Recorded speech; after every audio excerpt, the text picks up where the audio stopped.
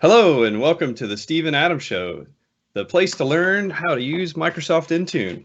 I'm Adam Gross, and we've got Mr. Stephen Hosking. Hey, Steve. How you going, Adam? Pretty good. How are you, sir? I'm very good. I'm having a lot of fun with this Intune, and we're doing a fun podcast today, so it should be a bit of fun. How about yourself? Oh yeah, I'm very excited. Today we're going to be covering how to set up BitLocker using Intune policies. So we're going to look at how to do device configuration policies from Intune and how those apply to your clients. And since I never really get to click the buttons in my production environment, Steve has been kind enough to allow me to click some buttons today. So he's going to kind of guide me through the steps and show us how easy it's going to be, but he's going to let me do a little bit of driving here. So hopefully I don't wreck into any things. That's okay. It's only a test environment. It's not like we can cause any real grief here. Yeah, exactly. We say that and then we start formatting our computers. Now, to get us started today, we'll be using a VM that I've autopiloted on my environment and it's been autopiloted into our Intune.training Azure tenant, and so it's ready to go, and so we should be able to and come that's back running, to this machine. That's running 1903, right? You know, that's a good question. I would hope it is. It doesn't look like it based on the no, this should be 1809 actually. Oh, you went a legacy version. Yeah, you know. You can just type in WinVer and it'll take you straight to it, right? You know, old dogs, new tricks, things. It's all good. Yeah. So I'm running 1809. What I'll call out here as well, and we did it at the end of the last video, is make sure you're using the latest version of 1903, the June 2019 build, as it fixes up some issues with the Store for Business applications during the enrollment status page. Excellent. And that's just specifically during the autopilot phase. And so that's correct. We've already autopiloted this machine, and so it's ready to go. But that is a very good point. And then also, so instead of saving this until the very end of the video, I'd like to point it out at the beginning. If you have content that you would like to see us create related to Microsoft Intune, please leave a comment, find us on social media, contact us however you feel comfortable, and we'd be more than happy to take a look and produce some content for you, because we are doing this for everybody. So let us know what you want to watch, and we'll jump in on that. Yep, definitely. All right, so let's get going. I'm going to jump over into our have you done anything special on the VM around the TPM, Adam? Oh, yes, I have.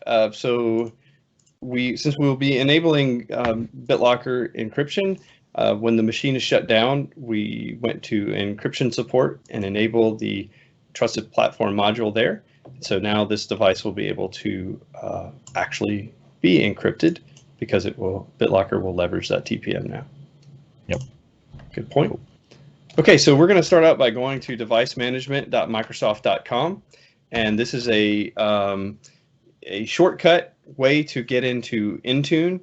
The caveat here is that I'll show you the difference. So on this page, I've got portal.azure.com up, and if we were to click Intune, you'll notice that it just opens a new blade with similar items, but not all of the same items. So for instance, if you wanted to use the new desktop analytics, it does not show up in the same in the Intune, the nested Intune blade here.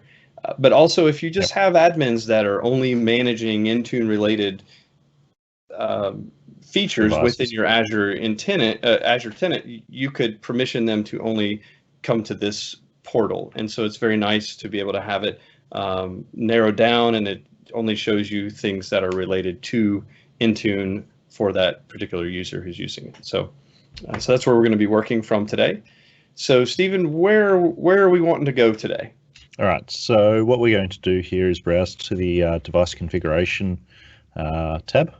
All right. Tab button section, and then we're going to select profiles.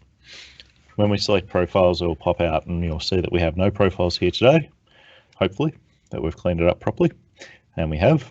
And if we hit the create profile button, what that will appear is the UI. So this is where we give it a name. What I suggest is giving it something like Win 10 or Windows 10, and with it then explaining what you're doing here. Because if you sit there and don't explain it, it becomes very hard to follow up at a later date. And you'll see that shortly when we bring back the UI. So we're now going to give it a description, which isn't necessary, but we like giving descriptions. And then under the platform, we're going to select Windows 10, and we're going to then select endpoint protection for the BitLocker policies. All right. Now, I would like to jump here on the description piece. This is the same as adding comments in your code. You may remember about it today, and you may think, oh, I'll know what this was for. You know what? Put some description in here. That's what it's there for. Use it. Yep. So Adam, what I'll quickly get you to do, if you could, is just zoom in your screen a little bit, just so it's a little bit easier to read. Okay. Let's just zoom. Yeah, better. That ought to work. Perfect. And now on that UI, we now select the Windows encryption. And here we'll see the options that we have the ability to set. The simplest one and the minimum requirement that's required to enable BitLocker is encrypt devices. That's it. Okay. Now we've enabled BitLocker. We now want to go beyond that, and the next step is we want to say, well, do we want to tell the user or warn the user that there's an existing disk encryption product there? And this is this option here, and typically we want to say, no, we're just going to block that. And the important one that we want to make sure that we have is the allow standard users to enable encryption during AAD join. So this is your onboarding process and setting all of that up. So that they're the three main important ones that you want to have it so it's auto set up during the enrollment status page. Then the next one that we're looking at is the configure encryption method. So if we select that to enable Adam, we're just going to quickly talk through a couple of the settings here. Actually, Stephen, could we go back to this for 1 minute?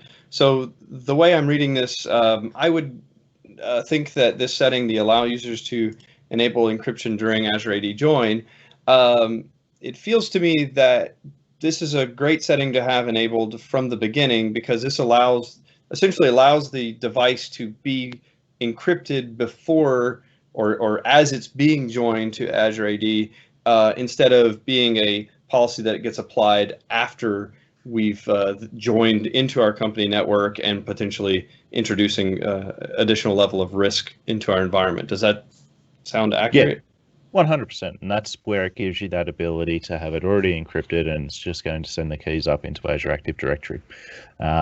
What you'll see underneath the configuration encryption methods is you have the ability to change these settings. And if you select the OS drive, you'll see you have the option to change it. And if you select ATS AES 256 because you want to be a bit more secure, you'll note that you need, if it's already been pre-encrypted, you need to change it back. And the important thing around this, and why I'm bringing this up, is if you have it laptop or a PC provision from your hardware vendor and they've pre-encrypted the drive, you're going to have to unencrypt it and then re-encrypt it, and it'll do it all automatically, but you're going to have that period of time and you're going to see that usage impact. So this is why it's important to know what your manufacturer is going to be shipping regarding BitLocker encryption and everything associated around that. And so this essentially would introduce basically a couple of layers of impact. So number one, you would your drive would be unencrypted for a period of time live in the hands of a user, and two, when it begins re-encrypting, you would then incur the when you see where the disk usage is 100% used, and if a user happens to see that, they may notice an issue, or if they're trying to do some operation that requires some disk space, they may have some performance impact there, or not even be able to use the drive until it's done. So you will definitely want to consider that before you implement that. Yeah, 100%. And that's Excellent. Really important. So we're just going to flip that back to 128 then, so that we're not dealing with that. All right. So So the next step that we're talking about is the additional authentication at startup. So this is before you get into the OS, what do we want to do about BitLocker and to authenticate in there? So back in the day, I worked for a large government organization, and we had the McAfee disk encryption product, and it was fantastic, except, you know what? We had to put in a PIN before we even got into the OS. And that's what this is all about. It gives you that ability to sit there and have that additional layer of security of, all right, you've got the disk, you've got the computer, you've got the disk, you've got the TPM.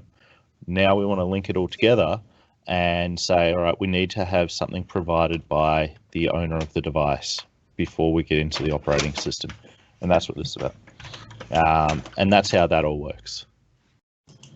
Okay. And so we're not going to configure that in this portion of the demo, correct. But you definitely have the opportunity to do that. That's correct.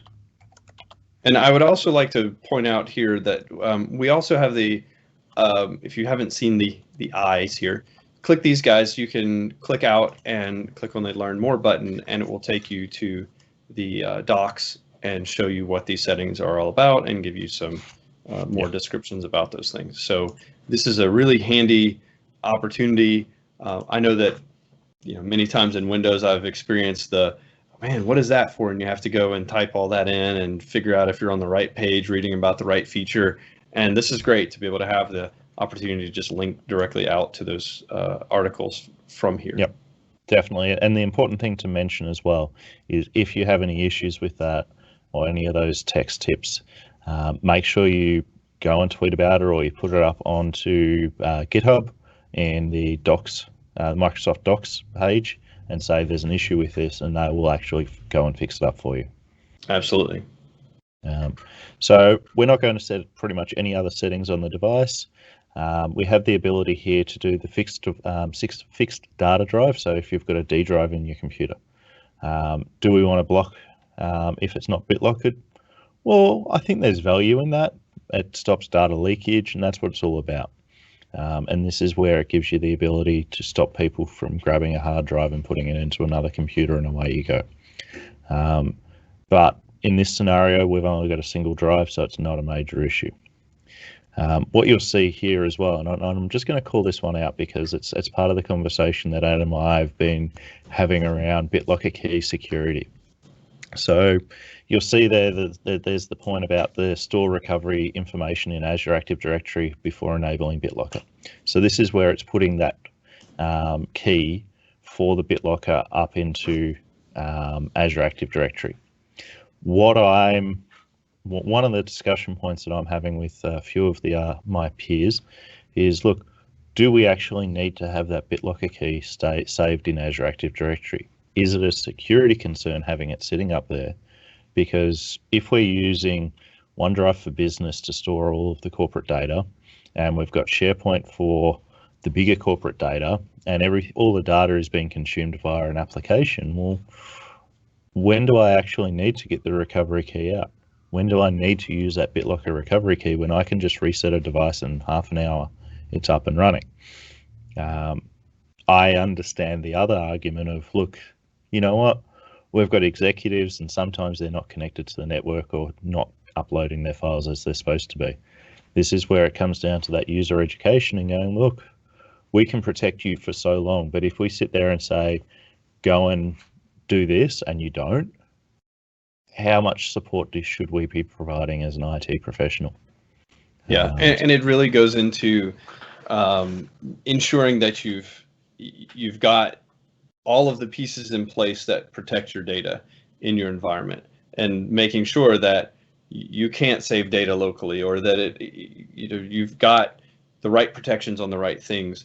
If you just say, oh, let's just do this. Let's say, oh, it's a security hole. Let's not store these recovery keys, but you are still letting users store their data locally. It's just going to take one guy who loses a bunch of local data to, or you're trying to recover it, and well, BitLocker's doing its job, and you have no key to be able to recover it, and you're stuck. There's nothing you can do without that key, and so just carefully consider your decision here before you check this box. And you can also configure these later, can't you, Stephen? I mean, when That's we can correct. enable BitLocker, then we could Yep. do things to protect our data and make sure we establish policy and feel comfortable about where the data is. Then you could come back in and Yep. enable the additional settings, correct? That's correct. Well, there's no reason why you can't create a second policy for fixed drive recovery, as in this example.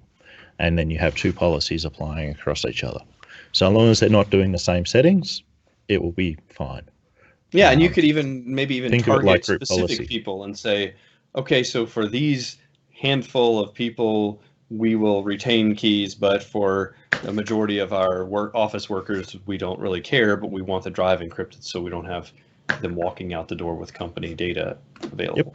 And that's where the BitLocker removable data drive settings is also a really awesome setting there as well, where we're sitting there and saying, look, we're not going to actually give you the ability to write there to not protected by BitLocker. And then the next one is we're also going to block it if it's actually not BitLocker to our organization. So this is where you've got consultant from company X in, and they're sitting there and going, oh, I'm just going to take a copy of this file so I can do XYZ onto my BitLocker encrypted disk. It's like, well, actually, we don't want you to do that. And that's what that setting is all about. Now, how about that one? You would let them copy the data to someone else's encryption, and then we don't have access to that key. So that's we right. couldn't even go get the data if we wanted. That's correct. So it's part of your DLP strategy, and this is the big conversation that needs to be kept on. Is look, mobile MDM. While we sit here and we talk about it as device management and profile management, the most important thing about mobile device management is actually the data. So for me, like MDM doesn't stand for mobile device management. It stands for mobile data management. This is protecting your data when it's outside the data center. Excellent. So what we're going to do now is we're just going to click OK, and we'll click OK all the way back to create. So we now have a policy that creates BitLocker. And what we'll quickly do as well is before we assign this, we're going to create a second profile as well, which is a little bit more visual, being the wallpaper. So again, we'll give it a descriptive title. This one here, whether you put it as wallpaper or whether you put it as a little bit more than wallpaper, it's your choice. So we'll select Windows 10, and we're going to go to device restrictions, and we're going to scroll down until we see personalization. In personalization, we need to attach a web link here, and this is where the image is located. So this needs to be publicly accessible, or at minimum accessible by the computers that are authenticating, and they're using AAD to authenticate. So we're using SharePoint in this scenario, and it provides us that link. The important thing about this as well, and this you'll see here, is it has to be Windows 10 Enterprise or Windows 10 Education. If you're using Windows 10 Professional, it won't work. You'll need to do it via PowerShell or a different way. This is one of the M365, Enterprise or Education license requirements. There's a couple of others, but this is one of the ones that's more annoying for branding. So if we click OK to that. Well, just one thing to point out as we're going through this. So we had discussed this previously as we went through this. And so you'll notice that, if you've ever done group policy, it's, this is similar. We're doing the same thing, but there are a lot of profile types, a lot of categories to go through, and there are a lot of settings. And you'll notice that it'll say 17 settings available. And I asked Stephen, well, hey, how do we know? And so how do we know where we've got things configured once we've created the policy? And so you can come here and once we've changed a policy, we can see the setting, or once we change a setting, we can see that we've configured one of one available for that. And so so that's nice to be able to have. The important thing to make a comment about here is, yes, that's fantastic, and you get the one of one and things like that. But sometimes those numbers don't actually match the settings that you've defined because of where they sit in the JSON XML underneath it. Oh, well, good to know. Yeah, so don't stress if you sit there and say, oh, I've set like 10 settings underneath it. As an example, set your Defender firewall policies and exceptions. If you're sitting there with all of those set, you may only see one setting at the top of that. And it's like, oh, okay, but I've set all of these. Is that the case? And it's like, yes, but it's just because it's a child of the parent one. Good to know. But at least it gives you, at least lets you know, hey, I've got something that I changed inside of here as a visual indicator. So that's great. So we're going to go ahead and create this. And so now it tells us our wallpaper has been created. And that should, waiting on a refresh. There we go. Cool. So now we're just going to assign our two policies here. So we're just going to go to assignment. And previously we created a group which is, and Adam's just going to go through that at the moment. So I flipped back over to our Azure portal, and now I'm going to go into Azure Active Directory. So you want to zoom in a little bit there, Adam? Yep. Thank you. All right. So go to all groups. Yep. And see if that'll refresh. So we've created a group with the name. Let's see if we can. Intune baseline, Intune baseline, and inside of there we manually have added our devices that so in our previous video Stephen autopiloted one of his devices, and so I've autopiloted mine, and so that's this guy here.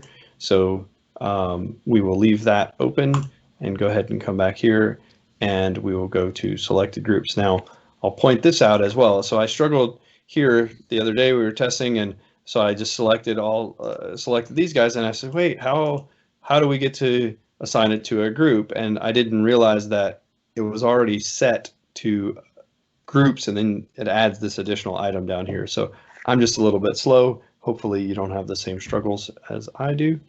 But here we go. So we've got our group. Yep. Go ahead and select that guy and save. While we're there, Adam. Yeah. So what we'll see is there's the exclude button there as well, and that gives you the ability to block people from being able to.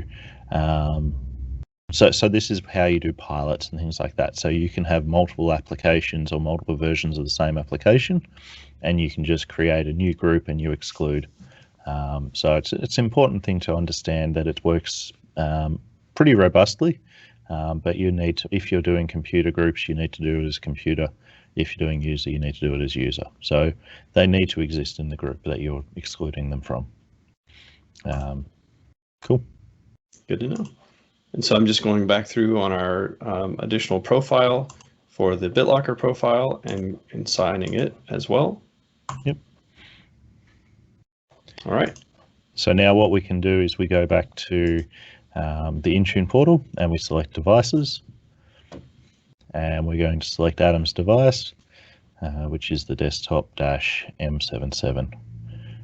And we click on that, and we're just going to hit sync up the top. So this is where it's the same as what we do in SCCM, where we say go and update machine policy. We're doing the same thing here with Intune, just going sync. On the client side, we can do the same process by going to company portal.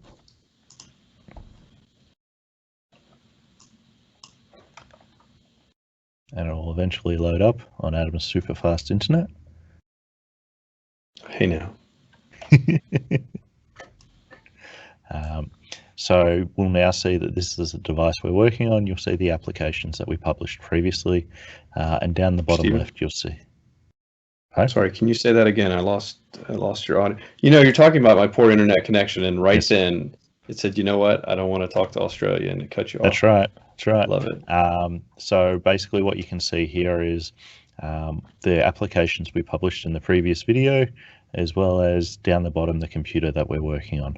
So if you select the cog down the left, and now we have the ability to sync on the client side as well. So right up the top, and we hit sync.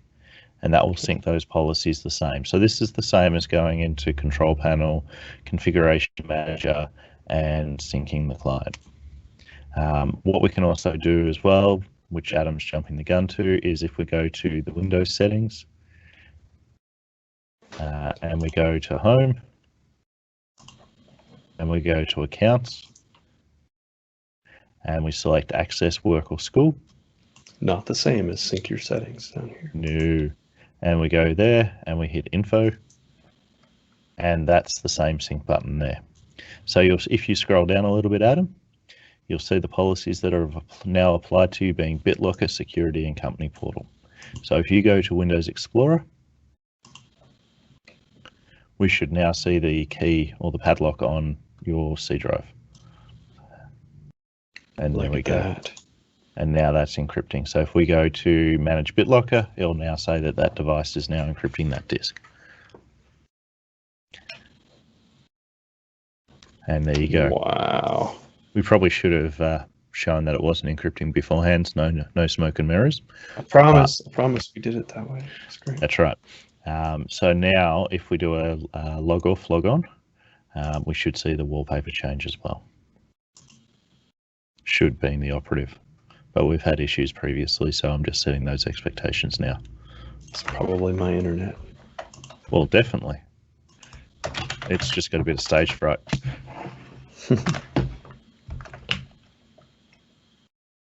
And no wallpaper. But it'll come through eventually. But this is where... This is a great opportunity for us to go and see what's going on, right? That's right. So we can go into the device configuration and see how it's working. And you can see straight away it failed. So let's have a quick look through. And this is where I've probably grabbed the wrong image file, and it's just saying failed. So it's very descriptive. As much as I joke about it, there are a lot of great ways you can see this information in Intune.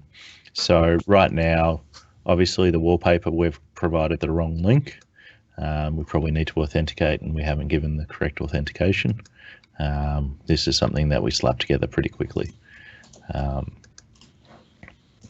So let's see, would this help us if we attempted to browse? Oh, I can't browse to it. You this can't paste, you need to use clipboard. Enhance. So what you'll see here is Adam's not using the enhanced session. This is something I had a chat with Adam about earlier today. So when you're using the enhanced session, you're actually using an RDP session version of your browser, of your Windows OS, right? So if you're running an RDP, you need to have RDP access, or you need to have admin. So by default, most users, when we're building with Autopilot, don't have global admin, don't have device administrator. So you won't actually be able to use the enhanced session. So for me personally, my environment, I have enhanced session turned off at the hypervisor, and I turn it on when I need to. And what it gives us is this square window, because it's using the actual VM session instead of using an RDP session. So I think we've proven our point while we're talking through here, Adam. Absolutely. While we're having an issue with the wallpaper not applying, we can see that the policies are applying, and it's just a matter of making sure that you're using the correct URL. So I think that pretty much wraps up our session for today. Is there anything else you'd like us to go through? No, I think that's great. I think in our previous demo and in this one, we've shown that real world, you're going to run into issues, and you should feel comfortable with. It's never perfect. No matter how many times we've practiced it, it's never perfect whenever we finally implement. So I think that's a great example for us.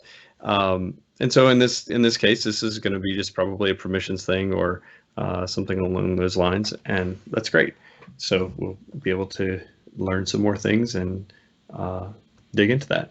But so now hopefully you've got the general idea here of being able to set device configuration profiles and push those out to your clients, and seeing how quick and seamless that is. It's just like going into group policy and editing a policy and doing a GP update and getting it, but significantly simpler, better, and your reach is much further, in fact, because you can do this and apply this to any device anywhere around the world, and as long as they're Azure AD joined, you can hit them and apply these policies. And the important part, and why I see it being a lot better, is we can report on that it's failed. So in the group policy world, if we had a wallpaper and we said, oh yeah, we're just going to deploy this wallpaper and it'll go out to all the computers, we couldn't actually see a report on that computer or on that policy to say, was it successful or not? It just goes, oh yeah, it's there. So prove it. No, trust me, it's there. And that's where I like what we're doing with the Intune space, where we're sitting there and having the ability to report back and going, no, actually it didn't apply, so you may want to go and look into it. Yeah, and even the idea that we were able to reach out and touch that machine as soon as we created that policy, we were able to sync that device instantly. Yep. Without having to wait for something to occur or contact that user or wait for them to get on VPN or something. We touched that device immediately. And yep. So many of the features of Intune, that's really one of the major selling points of it, is that you can just immediately impact your devices in a way that you just can't with the traditional methods. That's right. Or without a lot of effort in the traditional methods. Yeah, absolutely. Cool. So I think that wraps up this video, being video number 4 on how to set up BitLocker and wallpapers using configuration policies, profiles even. So we'll talk about more in the next video that we're still trying to work out what we're going to talk about. So always reach out via the socials. We're pretty active. If you're wanting a certain topic to be covered on the Intune platform. Absolutely. Well, thanks, Stephen, and thanks, Dom, for being our producer. We couldn't do without you. It's nice having extra hands there, so thank you very much. Yes, thanks, Dom, and thanks, Adam.